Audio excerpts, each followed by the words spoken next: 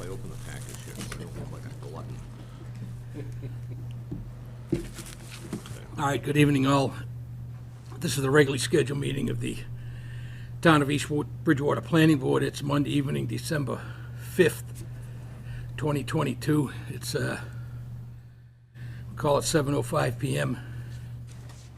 Currently present for the board are members Christine Hanley, Kevin Riley, Sherry Bates, Ed O'Leary, Rob Ken, myself, Roy Gardner. Also present are Candy Boyle and Ellen McKenzie from the Planning Building Department office. So first item on the agenda, I believe, is, I printed it and left it at home, so. It's there. Minutes of October 17th, November 7th, and November 21st. And I think there was an updated copy of the minutes from November 21st from the one that was originally emailed around earlier. Is the one that's, the one that we have on the table in front of us, is that the updated one? Okay.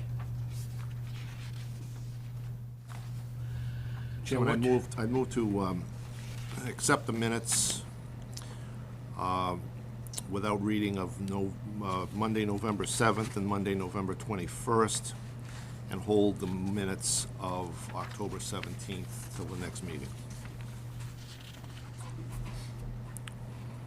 Second that.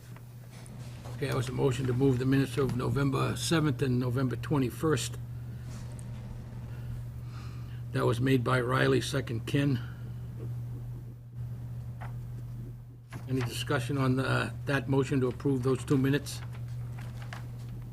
All those in favor of the motion say aye. Aye. All those opposed? We'll show that as 6 in favor, none opposed. That's a unanimous vote of all regular members present voting.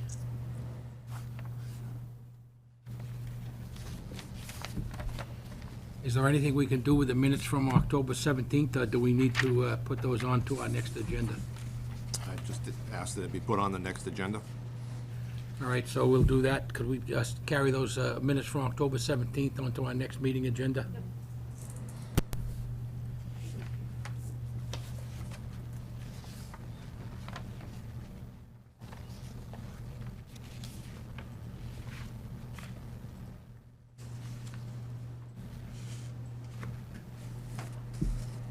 Okay, so one other things we need to do before we leave tonight. Entertain a motion to endorse the plans that have finally come back for Johnson Farm Lane. We have the definitive subdivision as-built and the definitive subdivision layout plan, which is the lot, basically the lot as-built. For everyone's benefit, Johnson Farm Lane was a subdivision that was done, it's gotta be at least 10 years ago, Rob, give or take. Yeah. The developer sold the last couple of lots to a contractor. Contractor then finished off those last 2 lots. But the developer never finished the roadway work, and when he was putting in his portion of the roadway, he did a significant amount of damage to the existing portion of the roadway. Luckily, we had a bond somewhere in the range of $50,000 that we seized. The developers who held the bond at that point in time, original developers, were actually attorneys, and they both signed off on us taking the bond. They weren't interested in continuing. So we used that bond seizure relatively recently to, within the last year and a half or so, to go in, finish the roadway. DPW supervised getting the work done and completed. That has been done now. The last remnants of that bond were used to pay Larry Silver's firm to do it was Larry Silver's firm, right? To do both the definitive subdivision roadway as-built and the layout plans, so. I think at this point in time, unless we want to have a further discussion, we can entertain a motion to endorse those 2 plans at the end of the meeting tonight. Are they actually in here? No, we're gonna get They're them. in the They're in the office. Okay, but we do have them ready to endorse, Yes. right? Yep. All right, so are they on the table down in the office in the conference room, or? No, I can bring them up here. All right. Okay. You don't have to do it right this minute, Ellen, but, so we can entertain a motion to endorse those plans when we finish the meeting on our way out, if we could. Is it our typical procedure that EP would have reviewed these things? Or just based on, So let's, the way it typically would have been done is, yes, they would have been reviewed by the consulting engineer that had both reviewed them and reviewed the physical construction of the roadway to begin with. Given the kind of catch-22 situation we've ended up in where EP has never seen those plans, and the DPW, I would say, kind of took the bull by the horns and got the roadway finished using the bond money that we had through a process that was approved by town council. And at this point in time, I believe the bond fund is at $0. so basically, we're relying on the auspices of the DPW and the good work of Mr. Silva. Yeah, and the DPW has been working jointly with Mr. Silver as part of that pretty regularly. And Rob, you're free to comment on that if you want to. No, I mean, since we took over after the developer left, everything's gone fine, everything is where it's supposed to be. As far as drainage calcs and all that, we don't have that. But in our expertise, it's acceptable. It does look like, from what I looked at after the finished paving was done, which I think was late last year, that the drainage seems to be working Yeah. okay, as best I can tell. Yep, I've checked I it a mean, few you could better times. confirm that, I think, than I Yeah, could. I've checked it a few times after storms. Yeah, yeah, okay. It's fine. Move to approve endorsement of the Johnson Farm Lane roadway as-built and layout plans. I'll second that. So we got a motion, Riley, second Ken. Any further discussion on the motion? I think what'll happen next, just for general information, is those plans will go to town council, and it'll be up to town council at that time to try and determine exactly how we get the rest of the information we need, the rest of the legal information we need to be able to take that to town meeting and the annual town meeting in the spring. Ideally, that's what we'd like to do, but I think once we turn those plans over to town council, it's up to them to decide how we do that. Because that's kind of outside our jurisdiction under the subdivision control law once we do that. So any further discussion on the motion? All those in favor of the motion, say aye. Aye. All those opposed? And again, we'll show that as 6-0 unanimous vote.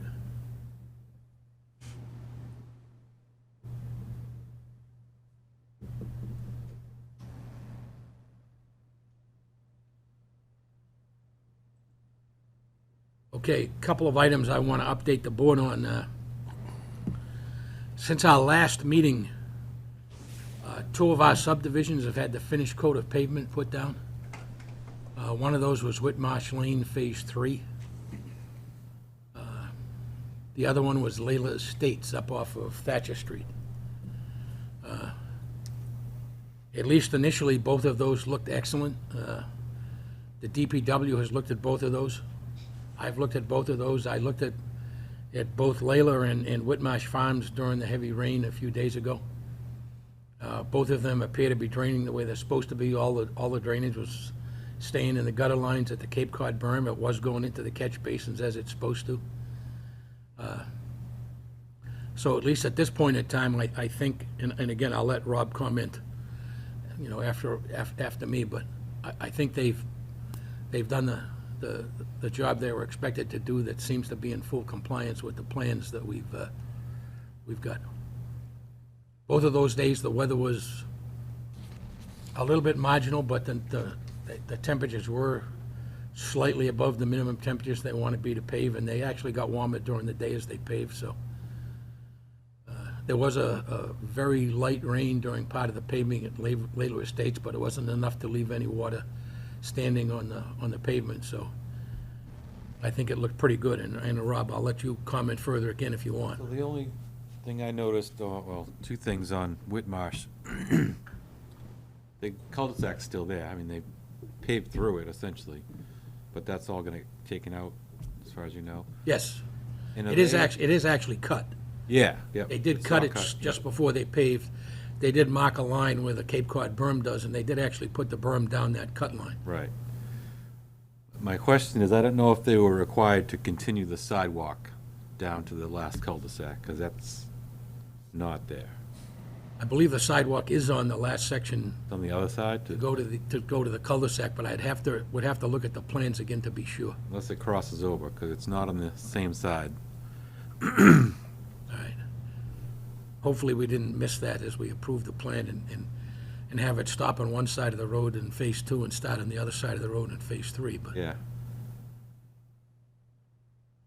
I knew they weren't gonna have time to pave that from a brief discussion I had with the TL Edwards crew at the site. right. So if that's the case, we could still probably get that fixed, hopefully. Do you think they're gonna come for acceptance in the spring? I'm not sure they'll come for acceptance, but I'm sure they'll ask for some road bond back, because we still have a substantial road bond on that. I think is it a tri-party agreement on Whitmarsh 3? I think it is. I believe so. But I know we have substantial bond. There was also a street light that got knocked over by one of the residents. I saw that. He actually reached out to us. I told him to see the developer, so it's still not fixed. It's been a couple months. Yeah, that should be fixed by one of the residents' insurance companies Yeah. in terms of the finances, but since it's still a private way technically, that's between him and the developer as to Right. how that gets taken care of. Essentially what I told him. Yeah, okay.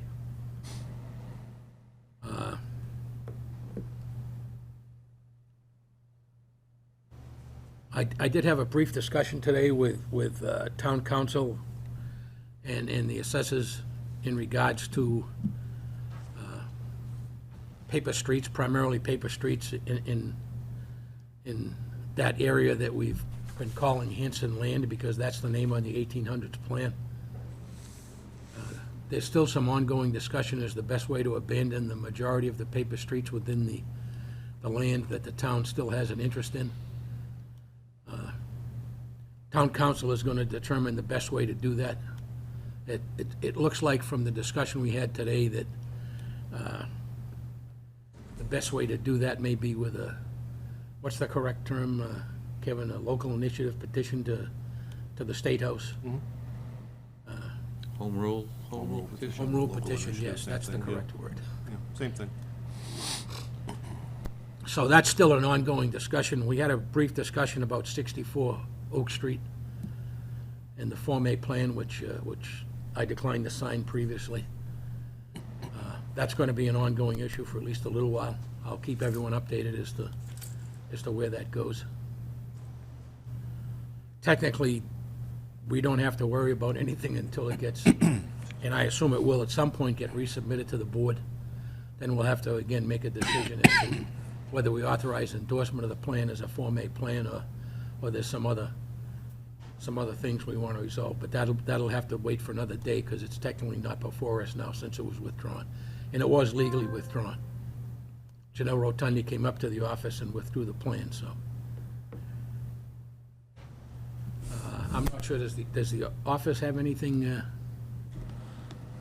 else we need to do here?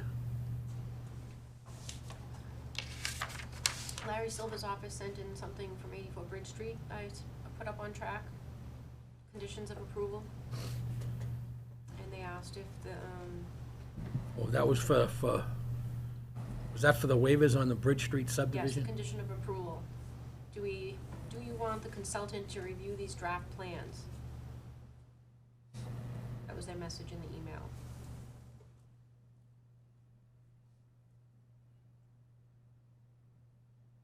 Well, they've already reviewed them once. Is he saying, does he want them reviewed a second time? You want to have them signed? I'm not sure. Because we've already got the initial report back from EP, right? Yes. That was the message in the attachment.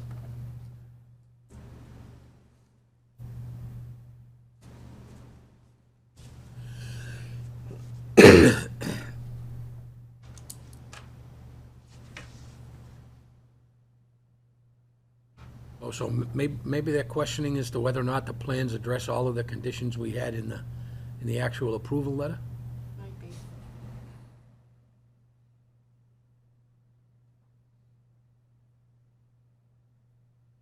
Let me, I think I should talk to Larry's office and ask him exactly what they're asking us to do.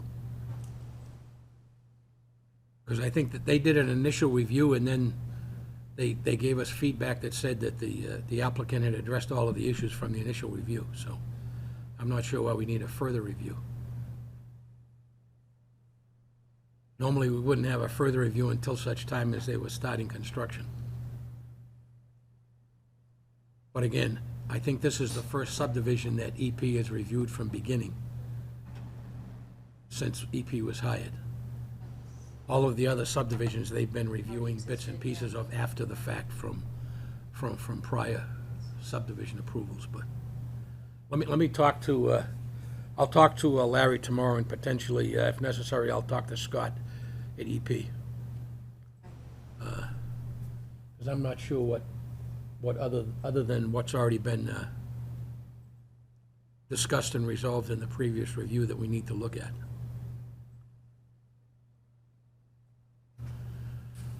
There was, now that I remember it, because I see a note here that 2026 Plymouth Street developer is requesting that we close out his engineering account.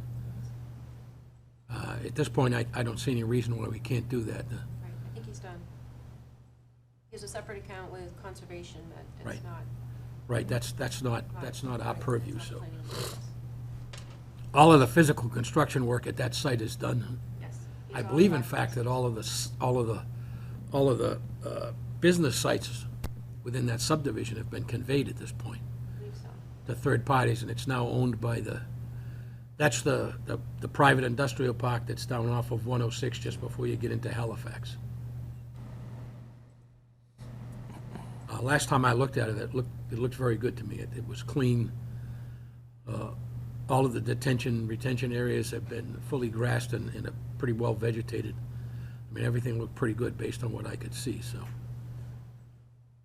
And the Board What- of Selectmen's office has been asking us for a draft copy of the decision for 47 West Union Street for the car dealership, because they're waiting to get their licensing from them. Yeah, so Not a copy, I a believe, but approved I'll defer to Kevin for that, but I believe that the final quote plan that they gave us that showed the orientation of the vehicles and how they're gonna be parked to the roadway and all of that, Finalized it. pretty much addressed what they wanted to do, but I'll let Kevin comment to that. Yeah, I mean, I think that, just in terms of a decision, I'd have something to you tomorrow, so that, Okay. for signature. It's one of the, I wanted to ask you that afterwards, if we were missing anything. So on 2026 Plymouth Street, I don't see any reason why we can't record a vote tonight to close out that engineering account.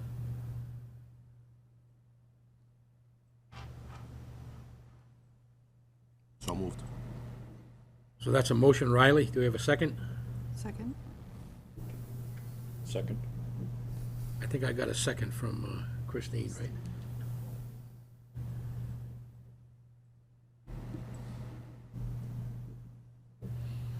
And again, that's a motion to close out the engineering account for what will be a privately owned industrial park at 2026 Plymouth Street. Any further discussion on the motion? All those in favor of the motion, say aye. Aye? All those opposed? We'll show that as unanimous vote of 6 in favor, none opposed.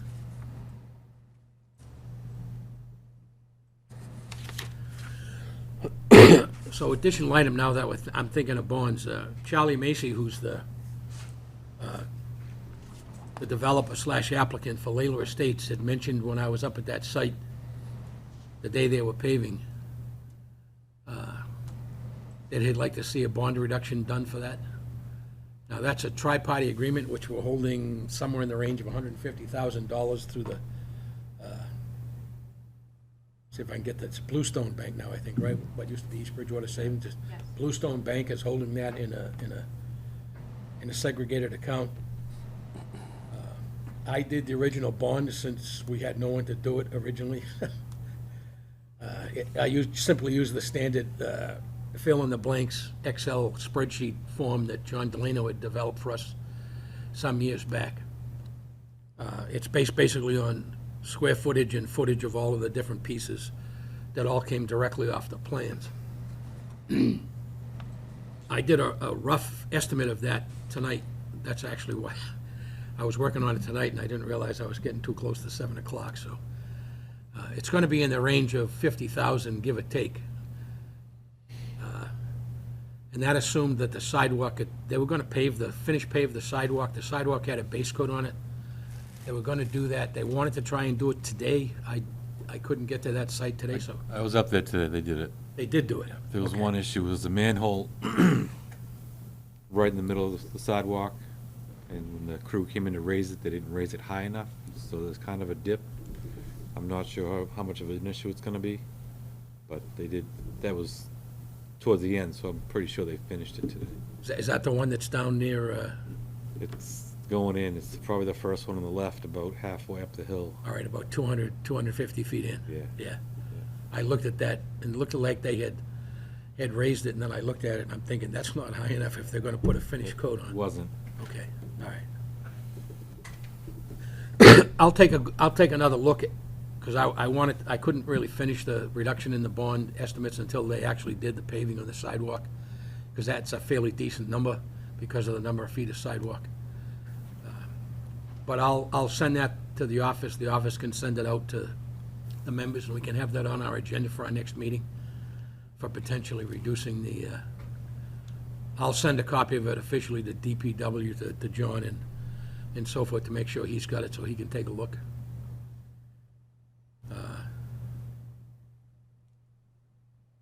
I don't think I have anything else for tonight. Anyone else have anything they want to,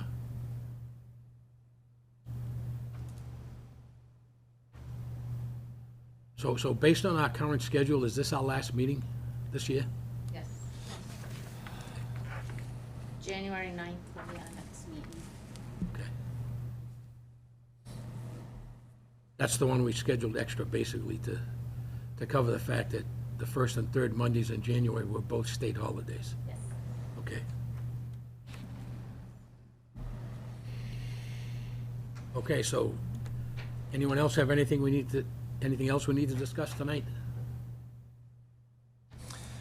Merry Christmas, happy holidays You too. to all. Happy New Year.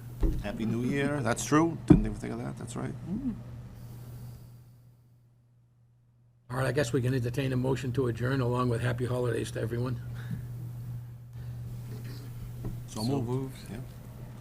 All right, so we'll give a motion, Ken, second Riley, to adjourn. We'll call it 7:26 PM. All those in favor of the motion, say aye. Aye. All those opposed?